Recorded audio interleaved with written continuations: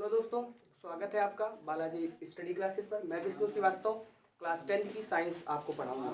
जैसा कि पहले चैप्टर जानते हैं, पहला चैप्टर है प्रकाश का परावर्तन, रिफ्लेक्शन ऑफ लाइट। तो रिफ्लेक्शन ऑफ लाइट, सबसे पहले रिफ्लेक्शन ऑफ लाइट है तो हमें सबसे पहले लाइट के बारे में जानना होगा कि लाइट क्या है, व्हाट इज द लाइट। तो जैसे कि लाइट लिखेंगे, लाइट प्रकाश, प्रकाश।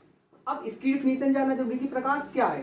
तो सिंपल सी परिभाषा है, आपको कुछ रटना नहीं ना, हम सिर्फ फिगर के माध्यम से आपको बताएंगे कि लाइट क्या है। प्रकाश, प्रकाश एक ऐसा कारक है जिसकी सहायता से हम वस्तुओं को आसानी से देख सकते हैं। प्रकाश एक ऐसा कारक है जिसकी सहायता से हम वस्तुओं को आसानी से देख सकते हैं, प्रकाश कहलाता है। तो लिख लेते हैं,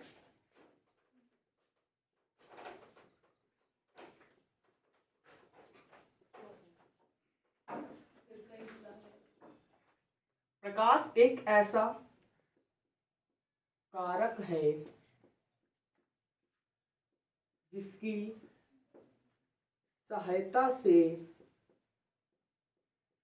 सहायता से हम वस्तुओं को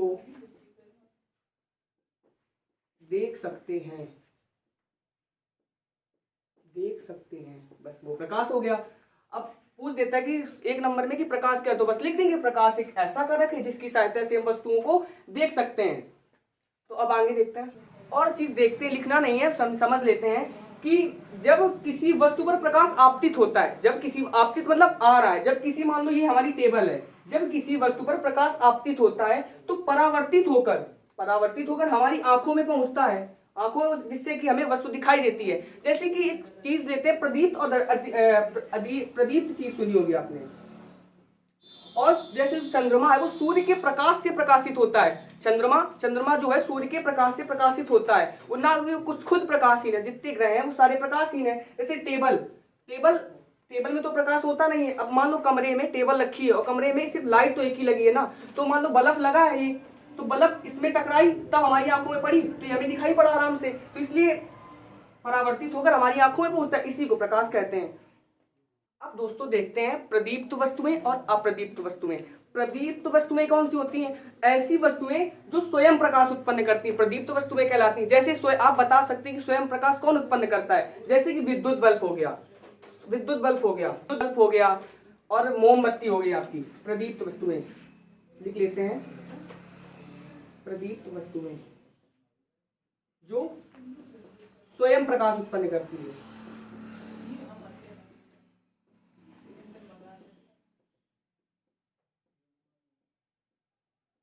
और अप्रदीप्त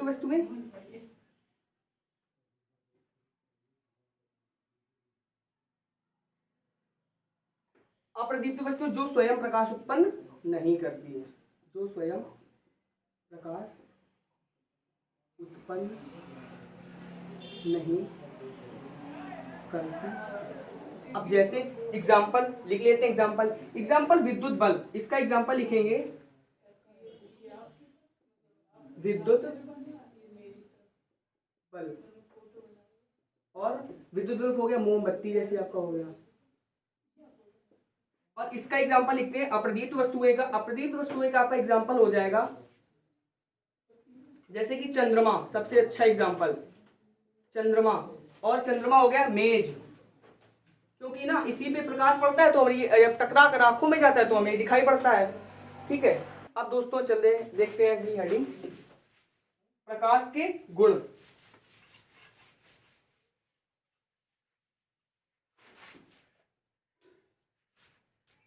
प्रकाश के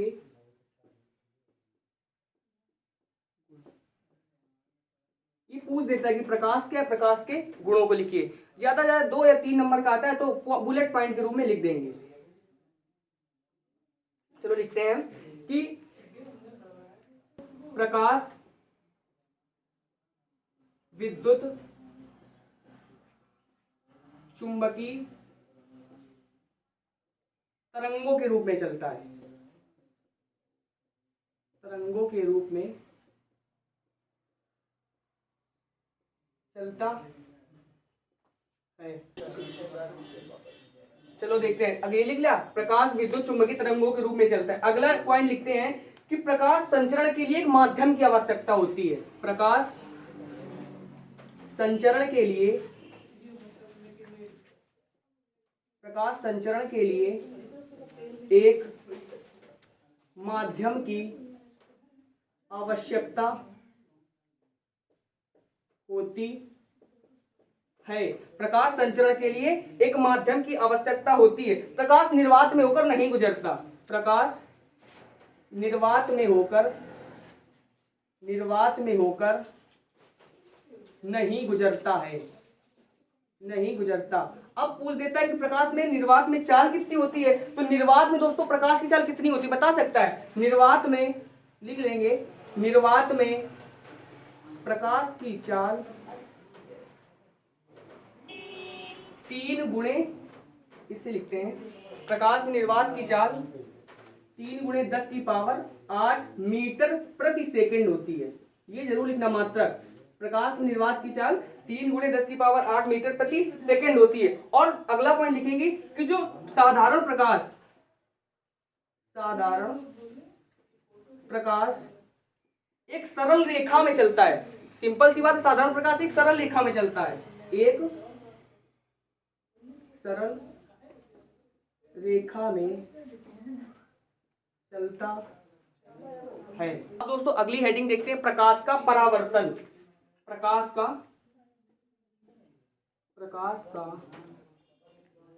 परावर्तन।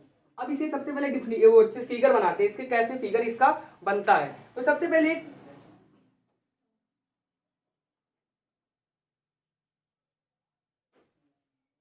चिकनी सतहदार परत बनाई, चिकनी। तो अब इधर लिख लेते हैं प्रकाश का परावर्तन। अब कोई किरण आई और उसी माध्यम में वापस लौट गई, यहां से टकरा के लौट गई, बीच में एक अभिलंब डाल लेते हैं, अभिलंब डाल लिया, ठीक है। और ये हो गई आपका आ रही ना, तो आपतित किरण हो गई, आपतित किरण। और ये क्या हो गया आपका अभिलंब हो गया, अभिलंब। और ये जा रही तो क्या हो गई परावर्तित किरण हो गई। अब डिफिनेशन इसकी दोस्तों कैसे लिखेंगे कि जब कोई प्रकाश की किरण किसी समतल चिकने सतह पर पड़ती है तो प्रकाश का अधिकांश भाग, जब कोई प्रकाश किरण की समतल अथवा चिकने सतह पर पड़ती है तो प्रकाश का अधिकांश भाग उसी माध्यम में वापस लौट जाता है। प्रकाश की इसी घटना को प्रकाश का परावर्तन कहते हैं। जब कोई प्रकाश किरण किसी चिकने माध्यम या सतह पर पड़ती है तो प्रकाश का अधिकांश भाग उसी माध्यम में वापस लौट जाता है, इसी घटना को प्रकाश का परावर्तन कहते हैं। अब देख लेते हैं लिखित डिफिनेशन। अब ये कोण बना लेते हैं, ये आपतन है तो ये आपका आपतन कोण हो जाएगा, आपतन कोण, इसे आई बोल देंगे। और ये परावर्तन कोण, इसे आर बोल देंगे। हाँ, अब ये पूछ देता है दोस्तों कि प्रकाश के परावर्तन के नियम बताओ। तो प्रकाश के परावर्तन के 2 नियम है, प्रकाश के परावर्तन के 2 नियम है। कौन कौन नियम है कि आपतित किरण, सबसे पहला नियम, आपतित किरण तथा अभिलंब तथा परावर्तित किरण तीनों एक ही तल पर होते हैं। आपतित किरण,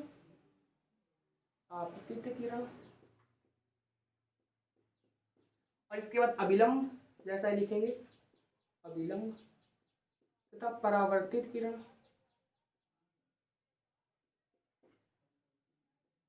तीनों एक ही तल पर होते हैं। पहला नियम हो गया। और दूसरा लिखेंगे कि आपतन कोण आई तथा परावर्तन कोण आर सदैव आपस में बराबर होते हैं।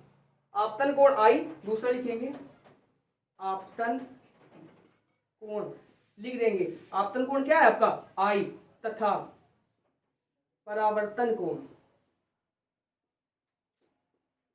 आर सदैव आपस में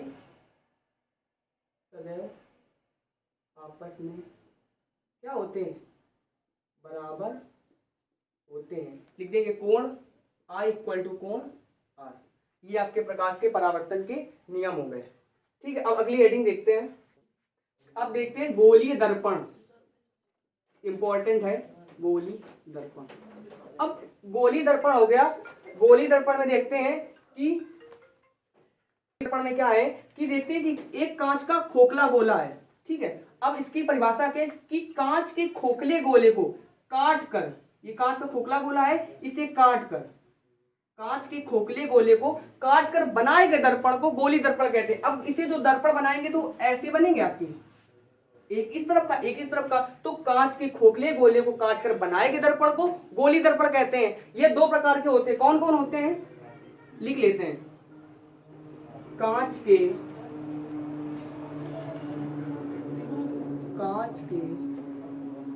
खोखले, खोखला गोला तो है, खोखले गोले को, ठीक है, कांच के खोखले गोले को काट कर बनाए गए दर्पण को गोली दर्पण कहते हैं। ये दो प्रकार के होते हैं। कौन कौन से दो प्रकार के होते हैं, एक होता है आपका उत्तल दर्पण, उत्तल दर्पण, और दूसरा होता है आपका अवतल दर्पण। डेफिनेशन तो आपको याद होगी कि कांच के खोखले गोले को काट कर बनाए गए दर्पण को गोली दर्पण कहते हैं। ये दो प्रकार के होते हैं, उत्तल दर्पण और अवतल दर्पण। अब इनके बारे में जानते हैं, उत्तल दर्पण और अवतल दर्पण के बारे में। हाँ, उत्तल दर्पण, उत्तल दर्पण में क्या होता है, वह दर्पण जिससे परावर्तन उभरे हुए तल से होता है, उत्तल दर्पण कहलाता है। उभरे हुए तल से मतलब कि कोई भी किरण, मान लो ये आई, ये आपका कलई तल हो गया और ये आपका परावर्तक तल हो गया, तो क्या होता है कि वह दर्पण जिससे परावर्तन उभरे हुए तल से होता है। ये कोई प्रकाश किरण परावर्तित होकर ऐसे निकल गई। बीच में हम लोग अभिलंब बताया था, जो प्रकाश का परावर्तन का नियम जो आपको मैंने बताया था अभी, कि प्रकाश किरण आपतित होती है और प्रकाश का विकास भाग उसी माध्यम वापस लौट जाता है। तो बस वही क्रिया करते हैं कि उभरे हुए तल से आई कोई भी किरण आई और इसी माध्यम में लौट गई, सॉरी इसी माध्यम में लौट गई, तो क्या कहलाते हैं, वह दर्पण जिससे परावर्तन उभरे हुए तल से होता है, परावर्तक तल, सॉरी उत्तल दर्पण कहलाता है। अब इसमें क्या करते हैं कि अवतल दर्पण में वह दर्पण इससे परावर्तन दबे हुए तल से होता है। उसमें क्या था, उभरे हुए तल से हो रहा था, यानी ऊपर से हो रहा था, इसमें दबे हुए तल से होता है। वही क्रिया करेंगे, बस किरण बनाएंगे, कोई भी प्रकाश किरण ऐसी आई और ये आपकी वापस चली गई, तो वह दर्पण जिससे परावर्तन कौन से दबे हुए तल में होता है, क्या कहलाता है, अवतल दर्पण कहलाता है। और उत्तल में क्या था कि वह दर्पण जिससे परावर्तन उभरे हुए तल में होता था, और इसमें क्या है, दबे हुए तल में हो रहा है। अब चलो नेक्स्ट वीडियो मिलते हैं। हमारे बालाजी स्टडी क्लासेस को लाइक करें, वीडियो को सब्सक्राइब करें और बेल आइकन दबाना ना भूलें। जय हिंद।